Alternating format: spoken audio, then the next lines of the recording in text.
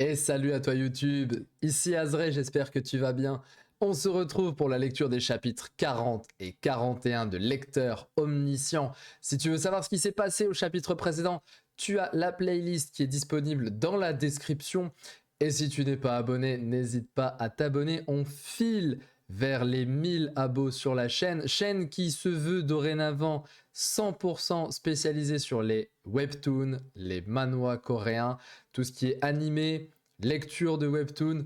Bon, voilà, on va essayer de se spécialiser là-dedans en tout cas. Et on a commencé avec Lecteur Omniscient, on avait fait un petit peu solo leveling, notamment l'animé qui est sorti de la saison 1 qui est excellente. Je t'invite à regarder d'ailleurs mes reviews sur solo leveling. Et puis c'est parti pour la lecture du chapitre 40. Grâce à votre caractéristique, votre mémoire concernant vos lectures augmente. Eh, comment une enfant comme toi, qui a peur de la mer, a pu être choisie par le grand et loyal guerrier Yi Sun-si? Je ne sais pas. On m'a dit qu'il y avait un amiral parmi mes ancêtres. C'est peut-être pour ça. Ne me dis pas que tu serais une descendante de Yi Sun-si.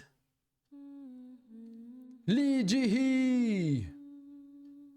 Chapitre 40, épisode 9, le poisson-lune omniscient, partie 4. On apprend le lien entre Lee Ji-hee et Yi Sun-sin dans l'épisode 40 du guide du survivant. Et là, on est à l'épisode 9. À ce moment-là, les derniers lecteurs restants ont beaucoup critiqué. Ils se demandaient si notre grand guerrier accorderait vraiment une telle considération à un simple lien de sang. Ok. Il a dit un truc important, il a dit à ce moment-là, les derniers lecteurs restants. Alors est-ce que l'épisode 40, comme on le lit ici, c'est genre le 40e chapitre qui a été envoyé? Parce qu'il y a quand même eu 3000 chapitres. Est-ce que c'est 3000 épisodes? Parce que vers l'épisode, le chapitre 50 ou le chapitre 100, il restait plus que lui en lecture. Hein. Je vous invite d'ailleurs à revoir le chapitre 1, sur lequel j'avais mes lunettes. C'est le seul où j'ai eu les lunettes d'ailleurs. Oula. Ouais, mais elle a peur, hein. Elle a le mal de mer et tout. C'est chaud en vrai. Ji-hee, ça va? Le dieu de la guerre navale est peiné de voir l'incarnation Lee Ji-hee dans cet état. Non, je ne peux pas le faire. Jamais. Je ne vais pas y aller. Il regarde Lee Ji-hee avec un air attristé. Ces mots ne me sont pas adressés. Ji-hee, lève-toi maintenant. Vite. Non, débrouillez-vous à trois. Tu ne peux pas prendre un peu sur toi? Prendre sur moi? Tu ne sais rien. Je ne sais rien. C'est ce que tu as pris l'habitude de dire. Mais je n'ai pas le temps de te cajoler à chaque fois. Si, je sais.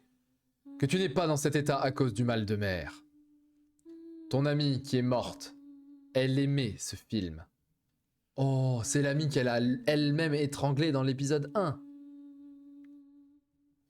Oui, ben voilà. C'est... Comment tu... C'est simple. Je sais tout ce qu'il y a à savoir sur toi. Je sais que tu détestes la mer. Et je sais aussi la vraie raison pour laquelle Yi Sun-sin t'a choisi, même si tu te fiches de la justice. Le dieu de la guerre navale songe avec nostalgie à son ancien camarade de guerre lorsqu'il regarde l'incarnation Lee Ji-hee. Donc, tu dois être du clan Yi de Deoksu. Non, je suis du clan Yi de Jeonju. Je vous avoue, j'ai pas les refs, c'est coréen. Lee Ji-hee est la descendante de Yi Yokji, commandant de la flotte de la province de Jeolla, et également le compagnon d'armes de Yi Sun-sin, le grand guerrier ferme et compatissant, Yi Yokji. Mort lors de la bataille de Shilchongryang. Lors des batailles de Danganpo et de Lin Hansan, il a mené ses troupes à la victoire avec l'amiral Yi Sun-sin. Lorsque Yi Sun-sin a subi des accusations injustes et a été emmené à la cour royale, il fut l'un de ses rares camarades de guerre à le défendre. Mais n'ayant pas laissé assez de traces dans l'histoire, il n'a pas pu devenir une grande constellation. Yi Sun-sin n'a pas choisi sa descendante, mais celle de son grand ami qui l'a protégée. C'est peut-être finalement un choix digne de lui, c'est très stylé. Il ne pouvait sûrement pas rester les bras croisés, en voyant la descendante de l'ami qu'il avait défendu devenir un démon, après avoir tué sa précieuse amie de ses propres mains. Enfin, d'humain, selon le guide du survivant. Un scénario bonus est arrivé. Scénario bonus. Ceux qui veulent vivre vont mourir. Ceux qui veulent mourir vont vivre. Catégorie secondaire, difficulté B+. Conditions pour le compléter. Le roi de la guerre navale a demandé votre aide. Encouragez Li Jihi, l'incarnation du grand et guerrier loyal, et remportez la bataille de Myonggang. 2 heures. Récompense, une des marques du grand et guerrier loyal. Oh, une marque de Yi Sun-sin. Même sans contrat de sponsor, je pourrais utiliser une de ces marques. Il va se déchaîner pour réussir ce truc-là. Mais là, il est un bateau versus 50 bateaux. Comment, je sais pas comment il va faire, ça va être incroyable. Il monte sur le navire. Arrêtez-les! Jihi, j'ai pas le temps de t'expliquer. Lève-toi vite. Tu as tué ton ami de tes propres mains en disant que tu vivrais. Maintenant, tu veux mourir comme ça? Que tu t'enfuis ou non, tu ne pourras jamais être pardonné. Mais si tu te lèves, tu pourras au moins sauver quelques personnes. Ça va être important, ça. Si jamais l'animé sort, on a une phase parce que l'animé va aller au Japon.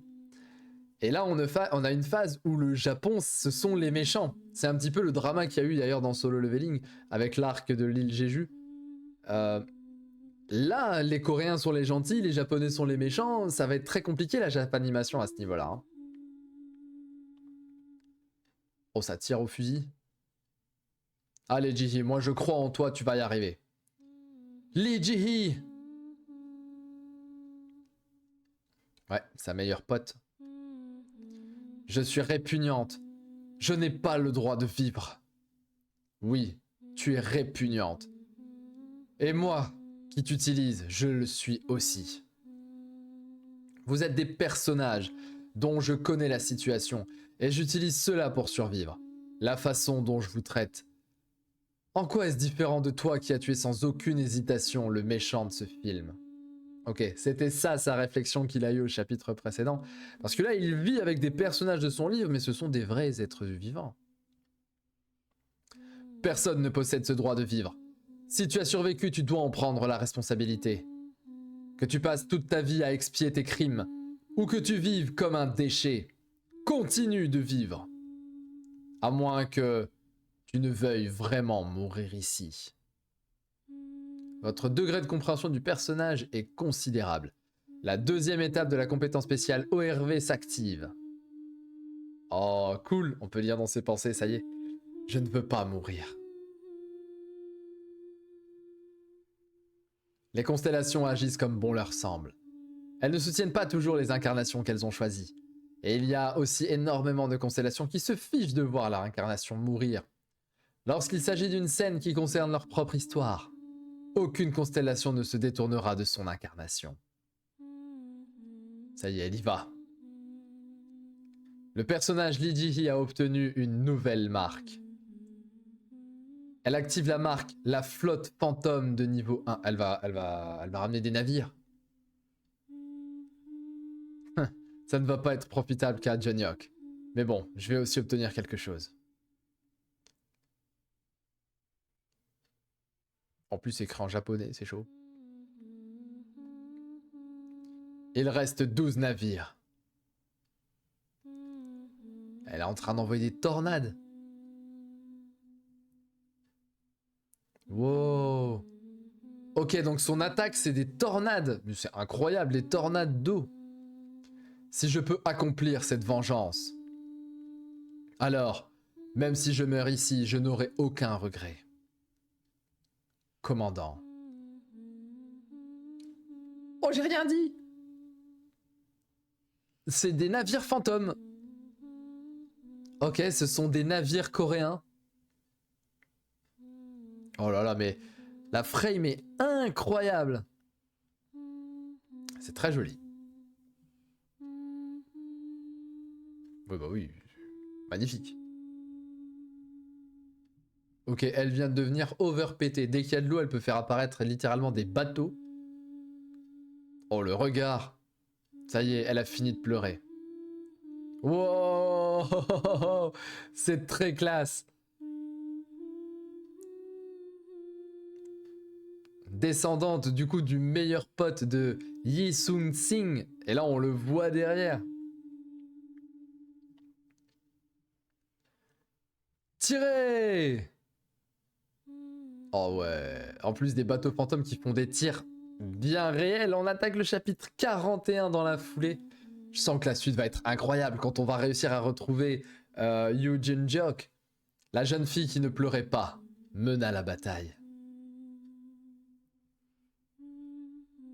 Ah oui, bah ils sont fichus là. Bon bah c'est terminé, ça va envoyer des tornades de flammes. La flotte fantôme.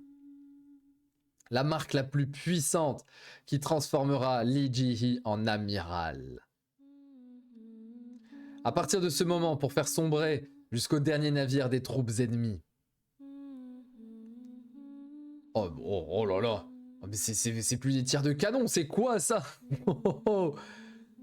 Waouh. Il nous a fallu moins d'1 heure.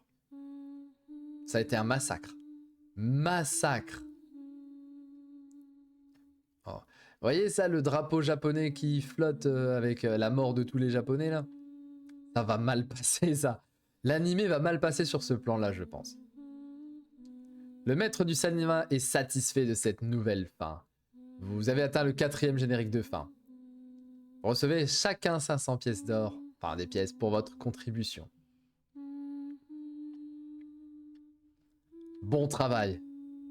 Mon mal de mer revient. Compétence est géniale. La marque du grand et loyal guerrier. Elle est vraiment extrêmement puissante. C'est tellement dommage de la laisser à Jung-hyuk. Vous avez complété le scénario bonus. Maintenant que j'y pense, moi aussi je dois recevoir une marque du roi de la guerre navale. Peut-être que je vais recevoir la flotte fantôme.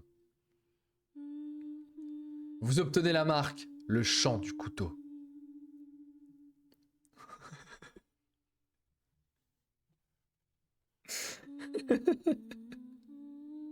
Oh moi Pardon, mais c'est quoi cette tête? Y a pas un chapitre où il fait pas une tête comme ça, elle est incroyable. Le chant du couteau? Il a fallu attendre la moitié de l'histoire pour que Lee Ji-hee obtienne cette compétence. Elle me sera peut-être même plus utile que la flotte fantôme. Oh, c'est magnifique. C'est bon. Dire qu'il me donne ce genre de marque, même si le pire se passe au 8e étage, on pourrait gagner grâce à ça. On dirait bien qu'on va retourner au cinéma. Le roi de la guerre navale vous exprime ses remerciements. Oui, ça y est, elle a évolué, il a fait évoluer. Finalement, il a réussi à faire évoluer Lee Ki-lyong, il a réussi à faire évoluer Lee Yeon-seon, et il vient de faire évoluer Lee Ji-hee. Et je viens de remarquer qu'il a fait évoluer 3 Lee, quand même. Et Woo-won aussi. Eh bien, cette fois, on a tant bien que mal créé une bonne fin. Donc c'était la bataille de Myeongyang. Stylé. Repose-toi un peu avant de nous rejoindre. On s'occupe de sauver Jung-hyuk. Mais... écoute-moi. Bien qu'on ait reçu de nouvelles marques, on n'a pas le temps de se réjouir ou de se la couler douce. Le maître de ce donjon n'est pas un adversaire facile. Je ne peux pas le combattre tout en protégeant une Lee Ji-hee vidée de sa vitalité. Que ce soit la marque que je viens d'obtenir, ou Lee Ji-hee qui vient d'être sauvée, si ce monde se termine quand Yoo Jin-hyuk fait un retour, plus rien n'aura de sens. Sois vivant, je t'en prie. Avec mes pièces et les ampoules que j'ai mises de côté, j'ai suffisamment augmenté mes compétences. Ah ouais, il est passé niveau 24 en vita, 24 en force physique, 20 en magie, 15 en magie. Faites que Jung-hyuk soit sain et sauf. Là, il est quasiment arrivé au niveau de Jung-hyuk il y a 2 scénarios. Oh. Oh. Cette image me dit quelque chose. Ces vêtements me disent quelque chose. Je crois que... ok. C'est l'image du tome 1. C'est l'image principale du tome 1. Les vêtements et tout, ça y est, je viens de percuter. Vous êtes entré au 8e étage. Le jardin du ciel. Oula. Oula. Dokja, ce ne serait pas Yu Jin-hyuk? Tu n'as pas dit qu'il était en danger? Il a l'air en pleine forme.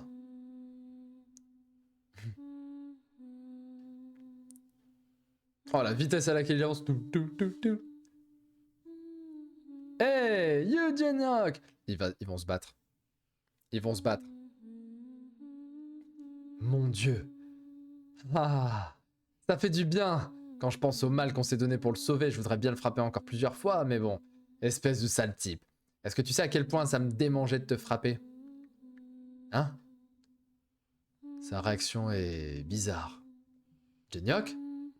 Ton cerveau s'est arrêté sous le choc? Il est peut-être en colère parce que tu l'as brutalement frappé. C'est... Ne me dites pas que... Oh ouais, non, mais il est dans la merde, là.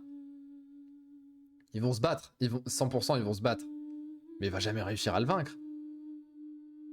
Le Yu Jin-hyuk du 8e retour est mort dans le donjon du cinéma. Pas parce qu'il était faible, mais plutôt parce qu'il n'a pas eu de chance. C'est sûrement lui, le boss final de ce donjon du cinéma. Oh, la simulation du maître du cinéma révèle son apparence. Il est stylé, le vieux. C'est bien ce que je pensais. J'ai été distrait. Le boss de ce donjon du cinéma était le pire possible pour le retourneur qu'est Yu Jin-hyuk. Maintenant, il n'est plus que le pantin du maître du cinéma. Il a perdu toute capacité à penser. Bah, bagarre. La simulation du maître du cinéma exerce un contrôle sur le personnage Yu Jin-hyuk. Eh, attends, calme-toi Jin-hyuk, discutons d'abord. Merde, c'est la pire situation possible. Personne ne peut l'arrêter pour l'instant. Oh, il a mis une patate de forain dans le foie là. Blah. Oh. Oh là là. Le personnage Yu Jin-hyuk utilise la force du poing, niveau 4. Ouh. Ah bah alors... La combinaison de renforcement extérieur a été endommagée. Une partie de la capacité de protection diminue. Dokja! Le personnage Jeon Hui-won utilise tuer les monstres de niveau 2. Ça va rien faire, c'est pas un monstre. Oh là là, Vegeta, c'est l'arc Majin Buu. Vegeta qui se fait prendre par Babidi. Oh, joli, il y a Frame. Il va... Ce serait incroyable qu'il arrête l'épée avec un doigt. Tel Aizen. Non, elle n'a pas encore le niveau pour affronter Jin-hyuk. Merde, j'arrive pas à parler. Ah, il a juste esquivé. Bon, ça aurait peut-être été de trop de bloquer avec un doigt. Ok, il lui prend le poignet. Il va lui exploser le crâne. Oh, belle esquive. Très belle esquive.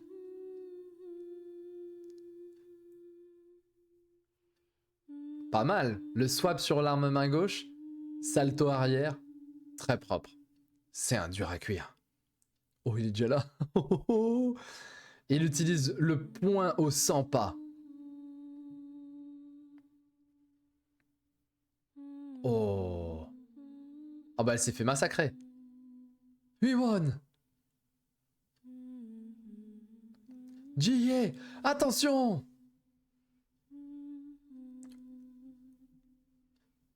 Oh, c'est superbe. C'est sa disciple. Hein. Et là, il est en train d'attaquer et c'est le personnage le plus puissant de l'histoire à l'heure actuelle. Maître? Oh non, c'est pas possible. Oh non, vous pouvez pas me faire une fin de chapitre comme ça. On n'a pas le droit de s'arrêter là-dessus. Oh, la dinguerie! Le chapitre était exceptionnel. Le chapitre 40. En fait, ce double chapitre est trop bien. Parce qu'on a le 40, on a ça y est, la révélation. Un petit peu la backstory de Lee Ji-hee. Et en même temps, on a sa compétence, l'amiral des 12 000 navires. Là, je sais plus comment s'appelle la compétence, mais elle est incroyable. Et en même temps, Kim Dokja reçoit une compétence spéciale qui elle-même est plus puissante que la marque des navires de Ji-hee. Et là, ils arrivent à la salle de boss finale, c'est ce chapitre, et ils doivent se battre contre Yu Jin-hyuk, qui est le personnage principal du guide du survivant. Il est over-cheat. Comment ils vont faire? Et le chapitre s'arrête sur un coup de poing à 2 cm de sa disciple. C'est Anakin Skywalker qui attaque... comment elle s'appelle? Ça y est, j'ai perdu son nom, alors que... Ahsoka Tano, merci. Je savais que tu l'avais dit en regardant la vidéo.